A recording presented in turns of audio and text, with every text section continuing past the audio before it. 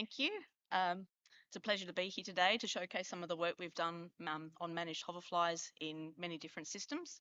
So this project was largely started in the veg seed industry, and we were funded through the Hort Innovations Pollination Fund. We were also given some money from the state government here, the Agricultural Development Fund, which helped us branch out into berries and cherries. So when you think of flies, I'm pretty sure the first thought isn't pollination. I reckon a lot of you are thinking of food contamination, things that bite and sting, things that strike animals, and pretty disgusting, right? Well, I can assure you that the flies we're looking at pollinating crops don't come from these families of flies. So what we're looking at is a fly from a family called the Syruphids. They are a hoverfly family of flies. There's about 160 species recognised here in Australia. The one that we've been doing a lot of our research on at Seed Purity is Eristalis tenax. So it's a honeybee mimic. It looks a lot like the honeybee and is quite often mistaken for a honeybee in the crops. It's an obligate pollen and nectar feeder. It's required for egg development. It's a cosmopolitan species here in Australia, so you can recognise it from the blue dots in the map there. It's quite prominent in the cooler areas of Australia, here in Tasmania and the southwest and east of Australia. Through our years of research, we've identified that it is an excellent pollinator. We've done a lot of work in cage crops, in open field down here in Tassie, and like I said before, we've branched out into the berries and cherries. We've also been able to demonstrate its ability to be mass reared in captivity and taken to the crop as a pupal form.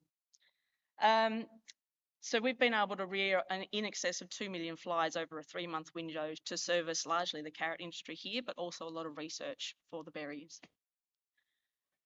Now the flies, the main purpose of developing this fly for pollination is to assist and complement honeybees. So Eristalis tenax is a cool climate fly, so ideally suited to crops that flower in the cooler parts of the season, when conditions are quite cool and honeybee foraging is lowered.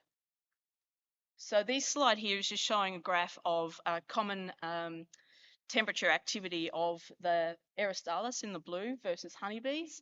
So what you can see is Eristalis activity along rows of, this is from carrots, is typically in that cooler part, sort of between 15 and 20 degrees, whereas honeybees in a similar system sort of come more into the crop when it's 20 and above. So they really do complement that foraging pattern, enabling the pollination period to be extended and yield increase because of that.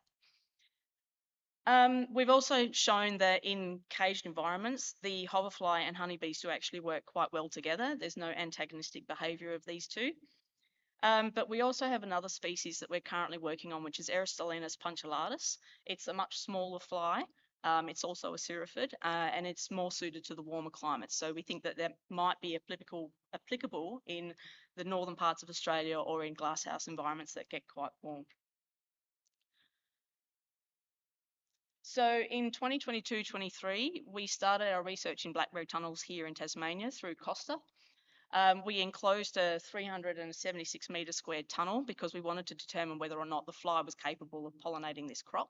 And the best way to do that is to enclose a tunnel and tag certain flowers in that tunnel.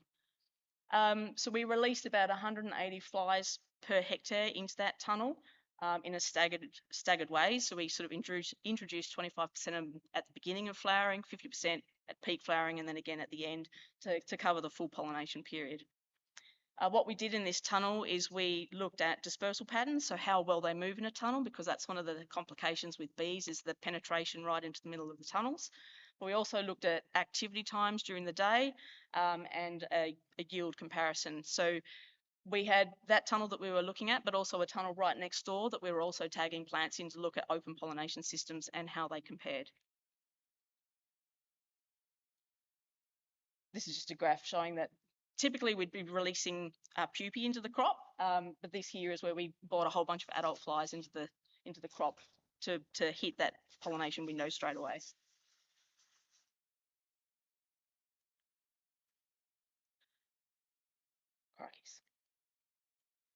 So this graph here is showing a pollination foraging activity time. So what we did is we walked through the tunnel and we were noting flies that were on flowers pollinating at the time. and this was compared to the open system, typically the bees. So all the blocked bars are fly activity and all of the open bars are bee activity. And as you can see, the cooler parts, particularly in the peak pollination period, in that mid-November period of time, bee activity was really low. It was quite cold. 16 degrees was the maximum we had in northern Tas. And the fly activity was a lot higher than the bees at that time. Again, highlighting the effectiveness of the flies in this system that's cooler for that blooming period. So what you'll notice, we had nearly twice the amount of activity of flies in that tunnel. Now it is an enclosed tunnel, so they are, constrained to being in that system. This plot here is having a look at the distribution through that polytunnel. So we have 3 rows of blackberries in the tunnel, and we flagged transects in the tunnel on both the south side and the north facing side of the crop, just to determine whether or not we were getting full coverage in that canopy. So basically it's showing you that we got flies, like we only dropped flies at one location. It was at the very end of the tunnel. So we were getting fly movement throughout that whole tunnel. Now, admittedly, this is a smaller size tunnel, but we do have activity data for larger tunnels. So the yield and quality that came out of this first trial. So the pictures at the top there is showing berries that came typically from the bees, the controls. So these were flowers that didn't have any access to pollinators. Aristalis tagged flowers, and then hand pollination. So this is where we went and hand pollinated flowers to give the maximum yield potential outcome of that fruit. So you're getting better formation of the fruit, larger fruit from Aristalis pollinated fruit.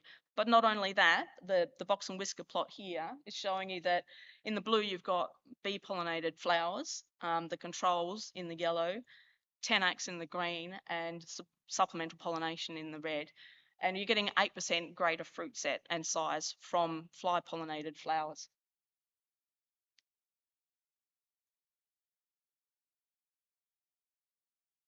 No, it's gone, jumped on me. So quality data that came out of that system there, we've got 2 plots there above one, underneath one another. So you're looking at the size distribution of fruit that came out of the system against the shape down the bottom. Open white bars is self-pollinated. The yellow bars is open pollinated, so again from the bee system. Blue is tenax, and the grey is the supplemental pollination. So overall, the fruit that you were getting out of that system was a better shape and size, largely given that the fly spends a lot longer pollinating the flowers than what bees do. So Abby from UNE, who you're going to hear from later today, she did some study in Coffs Harbour in New South Wales, also on blackberries, the same cultivar, and she was looking at time spent on flowers and what that resulted in marketability of fruit. So from this other chart here, you're looking at honeybees on the left and Aristalis on the right. And from fewer visits on the flowers, you're getting more marketable fruit from fly pollination. We continued this research in Coffs Harbour in 23-24. This was largely because of the varroa mite incursion. We were asked to extend our research into into New South Wales. And what we were looking at here is in the first year, 2023, the same cultivar, but in the warmer conditions, because they're a much warmer climate than we are down here. So we wanted to know whether or not the fly was going to be any good in that warmer system. So this was a larger tunnel. This was a roughly 700 metres squared. And the fly was comparable in the spring, to what the bees were in that system. You do see in the early season, again, when it was a little bit cooler, better pollination from the flies, but overall in that spring system, comparable to the bees. Then we looked at it again in 2024 in winter. So the climatic conditions from the top plots here, you can see that it's ideal climate conditions for the fly pollinating. And we're getting 41% increase in fruit set from that tunnel system with the fly pollination. So where to now with berry research? We've determined that it will pollinate. We've looked at different crops. We've looked at different cultivars. But really where we're going to now is you can't have enclosed tunnels all the time. So we want to look at how they disperse in that tunnel system, how to deploy them in the tunnel system, how to work with their current pest management, because the fly is quite susceptible to insect sprays and they don't go back to a hive. So you need to keep reintroducing new flies into the system when there's a spray. So But there's also this potential perceived risk. We don't know what rearing and releasing mass flies into an area where they're not commonly found is going to do to the ecosystem. So we need to have a look at any risk and how to mitigate that in the future. We have done a little bit of research also in raspberries. The enclosed tunnel wasn't ideal for fungal infections, but we think that there is an application in complementary with bees in that system to help the nectar consumption. So now I'm going to go over some research we did in the cherry crop. Some of you may have been out to Reed's Fruits in Jericho on your field trips and listen to Andrew talk about the trials. So in 2023, we did some research out there looking at, again, whether or not Aristotelis was a capable pollinator in cherry crops.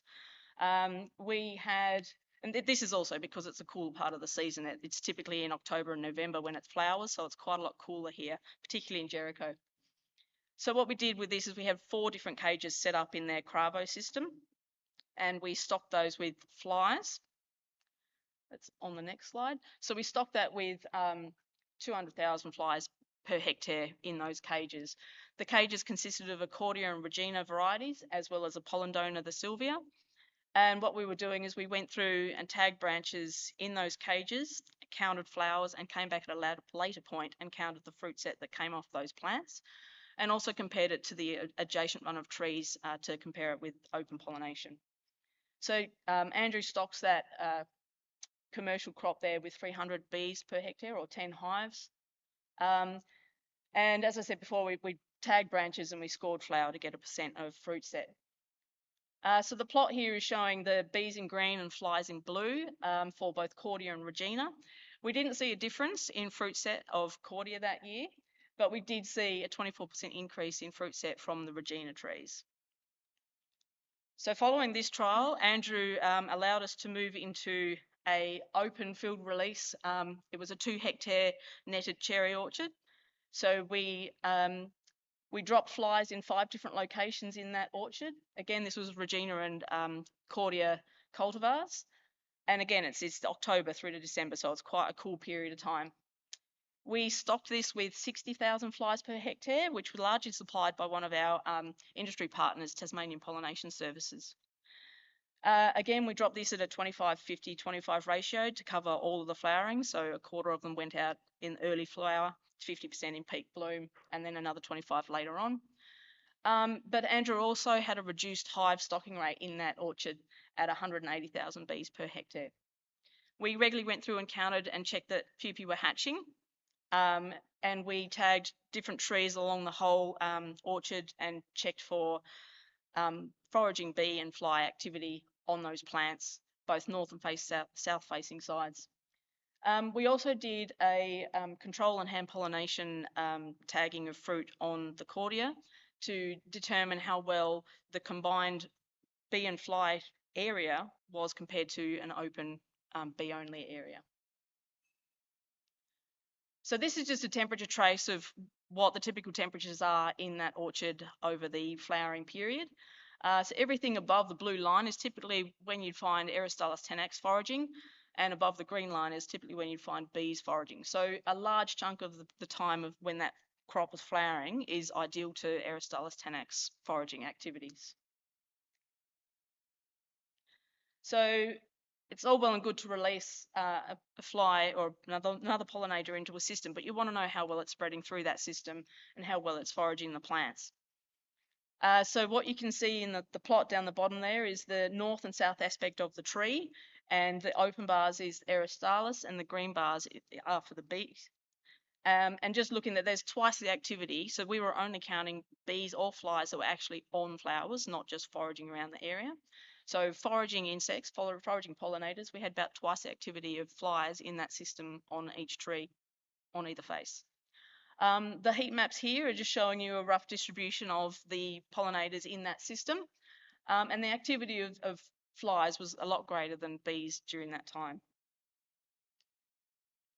So the outcome of this, when we look at the fruit that was tagged specifically for the pollination versus hand pollinated flowers, so we had 35 branches tagged in the bee area compared to 100 in the combined treatment where the flies and bees were.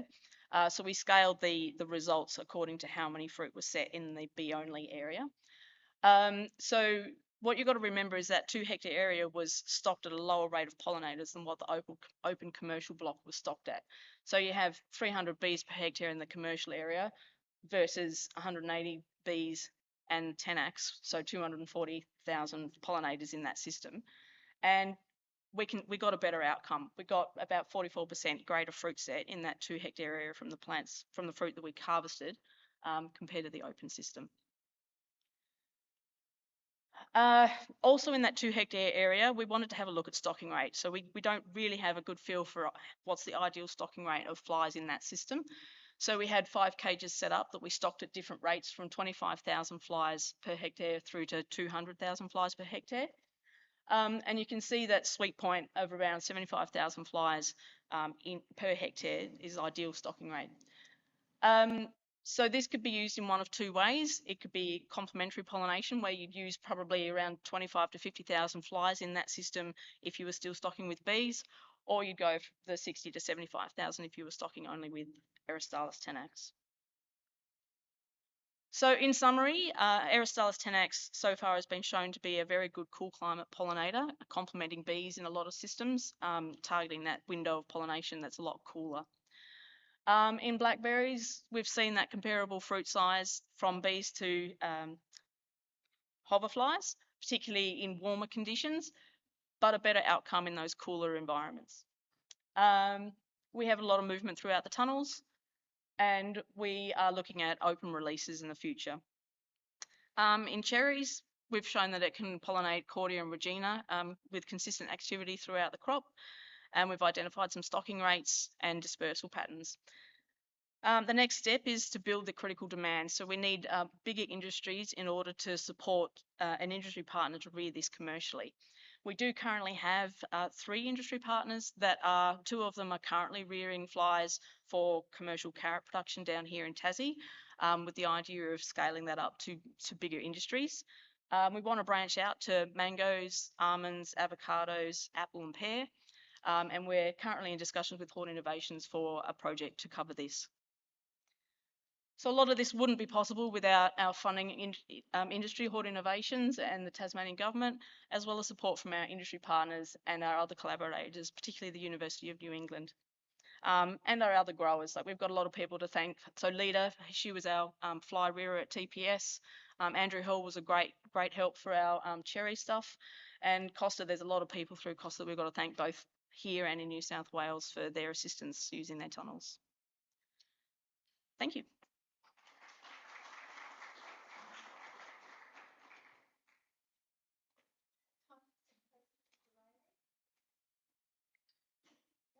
Questions? That's good. Right, Molly, and then Yes. Thanks a lot for your presentation. In strawberries that don't make as much nectar as rubus, how do you think they would work when pollen is basically what they're getting for their foraging? Yeah. So there has been some work from Western Sydney University done in glasshouse trials using flies, using 10x in particular, and they have shown a really good fruit set. It hasn't been done on a larger scale or compared to bee pollination, but they do pollinate strawberries. Thanks for your presentation. That was awesome. How long to raise a population of hoverflies? Yeah, so 10 weeks all up. So from an adult, they'll lay eggs in around 2 weeks. The eggs through to pupae is probably about 9 weeks turnover. They'll be in the crop. We've been able to see them in the crop 6 weeks after release in an open field carrot system.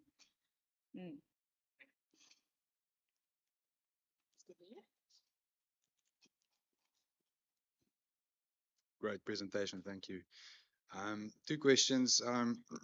Can you comment on viability of these flies on the other berries, not just strawberries, but raspberries, blueberries? Yep. And also just the estimation of the cost of implementing such a system as opposed to honeybees? Yeah, so you'll hear from Abby Davis later on in this talk. She's going to talk about blueberry pollination through the same fund. And as far as cost, we have been working on a cost benefit analysis with our industry partners, And we can say that the flies at the moment are around 0.2 cents per pupae. So getting comparable to what you'd expect for a bee, but we're hoping in this next stage to, through increasing scale, reducing labour inputs into the current rearing system and then bringing that cost down even more.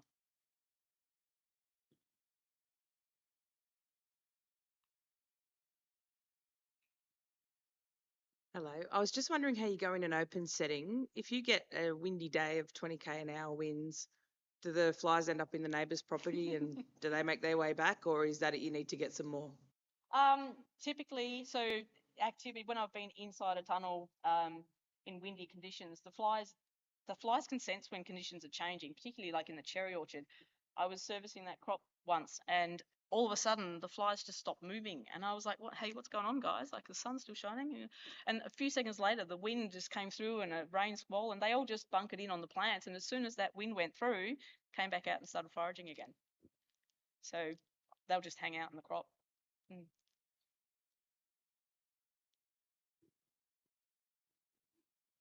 Hi, Raylea. Your data indicated a reduction in fruit set at higher stocking rates. Could you speculate as to what you were seeing there? Yeah, we think that's possibly given a amount of resources available to the flies in that system, because they were only in a cage with, I think, 6 trees. I think the stocking rate was too great, and we had a lot of deaths of flies in that system early on because there wasn't enough foraging material for them. So I think that's what happened in that.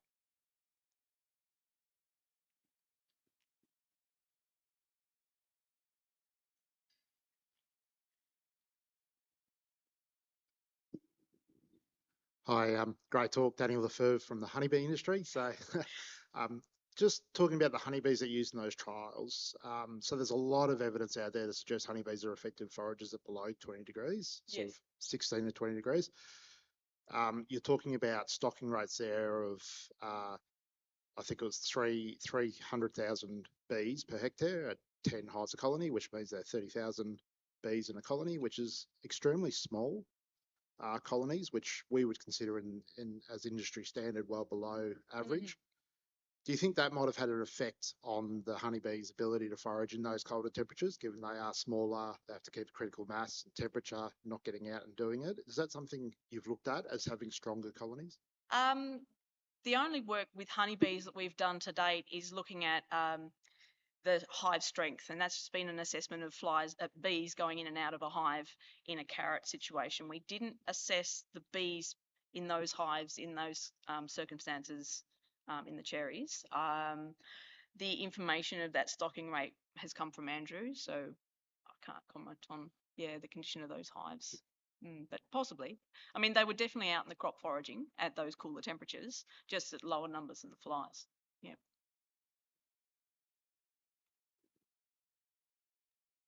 Thank you, Riley. That was